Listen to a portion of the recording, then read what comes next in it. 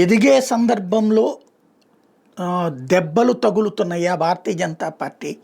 క్రిందటిసారి guarantee అధికారం అనుకున్న దశలో బండి సంజయ్ని మార్చడం వల్ల తలెత్తినటువంటి సంక్షోభం.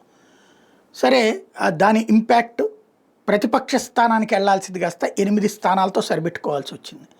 ఆ పరిస్థితిని చక్కదిద్దుకుని కిషన్ రెడ్డి సెట్ చేయడానికి కొంత టైం పట్టింది. ఫైనల్గా 8 పార్లమెంట్ స్థానాలు గెలవడం ద్వారా అధికార పక్షంతో సమానంగా తెలంగాణ రాష్ట్ర సాత్ పక్కన పెట్టించగలిగాడు.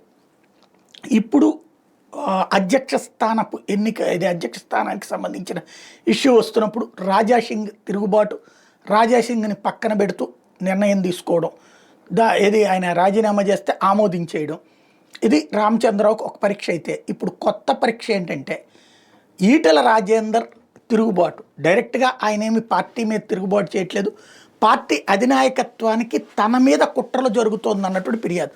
హుజూరాబాద్ ప్రాంతం నుంచి పెద్ద ఎత్తున హైదరాబాద్కి చేరుకుని ఈటెలకి సంఘీభావంగా కార్యకర్తలు చేరటం, వాళ్ళందరి సమక్షంలో ఆయన చేసిన ప్రసంగం సంచలనం సృష్టిస్తోంది.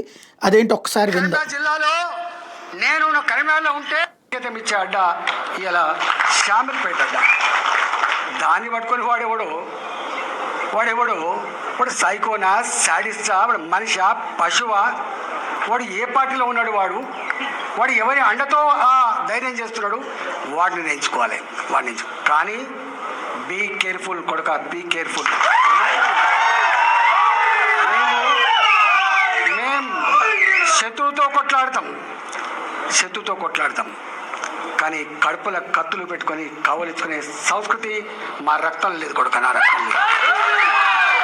ఇవాళ మీరు ఎవడెవడు సోషల్ మీడియాలో పెడుతున్నారో, ఏమేమి రెచ్చగొడుతున్నారో, ఏమేమి చేస్తున్నారో మొత్తం పైకి పంపించే ప్రయత్నం చేస్తా.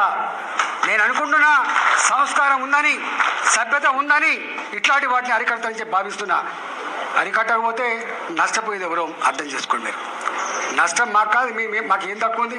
అసలు మీరు ఎవరు? అసలు నీ శక్తి ఏంది, నీ యుక్తి ఏంది, నీ చరిత్ర ఏంది, మా చరిత్ర ఏందిరా? 2002లో వచ్చిన జిల్లాకి 2 సార్లు నేను జిల్లా పార్టీ అధ్యక్షుడిగా పనిచేసిన, నేను 2 సార్లు జిల్లా మంత్రిగా పనిచేసిన. నేను నా అడుగు పడని గ్రామాల్లో కరీంనగర్ జిల్లాలో, ఉమ్మడి కరీంనగర్ జిల్లాలో నా అడుగు పడని గ్రామాల్లో, ఉమ్మడి కరీంనగర్ జిల్లాలో నేను కరీంనగర్లో ఉంటే పొద్దున ఉదయం పొయ్యి ముట్టిస్తే రాత్రి 12 గంటలకు కూడా ఆ పొయ్యి ఆరిపోయేది కాదు. ఒక్క హుజరాబాదు, ఒక కమలాపూర్ వచ్చిన వాళ్ళు కాదు బిడ్డ, మొత్తం కరీంనగర్ జిల్లా మొత్తం వచ్చేది. పక్క పొంటున్న జిల్లాలు కూడా అప్పుడప్పుడు వచ్చిపోయేది. ఇవాళ నేను 2 సార్లు 40 ఫ్లోర్ లేదని చెప్తున్నా అంటే నాకు తెలియని జిల్లా ఉంటుందా? నేను పోని మండలం ఉంటుందా? నేను మాట్లాడినటువంటి జాతులు ఉంటాయా? మీకు మా చరిత్ర తక్కువ తెలుసుకోడు కానీ మీ చరిత్ర మీకు తక్కువ తెలుసు. ఇది ఓవరాల్గా ఈ వార్నింగ్ ఎవరికి సంబంధించి అన్నటువంటిది పెద్ద చర్చ. కొంతమంది బండి సంజయ్ అని, కొంతమంది ఇంకెవరో అన్నటువంటిది మాట్లాడుతున్నారు. 2002లో నువ్వు వచ్చావన్నప్పుడు బండి సంజయ్ పేరు ప్రధానంగా వినబడుతున్నది. వాస్తవంగా ఈటెల రాజేందర్ మీద ఒక నెగిటివ్ క్యాంపెయిన్ సోషల్ మీడియాలో జరుగుతోంది. ఇవన్నీ కూడా ఎవరో చేయిస్తున్నారని అధినాయకత్వానికి కంప్లైంట్లు. అయితే బండి సంజయ్ నాకేమి సంబంధం లేదన్నారు అన్నటువంటి పాయింట్ మరొకటి వినబడుతోంది. అది ఎంతవరకు వాస్తవం తెలియాలి. వాస్తవంగా అయితే కనుక హుజూరాబాద్లో ఓ బీజేపీ జెడ్పీటీసీకి 1800 వస్తే ఎమ్మెల్యే క్యాండిడేట్కి అప్పుడు 1700 వచ్చినటువంటి సందర్భం ఈటెల రాకముందు జరిగినప్పుడు. ఈటెలు వచ్చాక ఏకంగా గెలిచినటువంటి సిచ్యుయేషన్. అసెంబ్లీ పరిధిలో 5 జెడ్పీటీసీలు ఉన్నటువంటి నియోజకవర్గం. ఈటెల ఒక మంచి ఎసెట్, తనని వదులుకోకూడదు. అదే సందర్భంలో ఈటెలు కూడా ఆవేశపడకుండా ఇది సమన్వయంతో చేసుకునేటటువంటి విధంగా వెళ్లాల్సిన అవసరం అయితే ఉంది.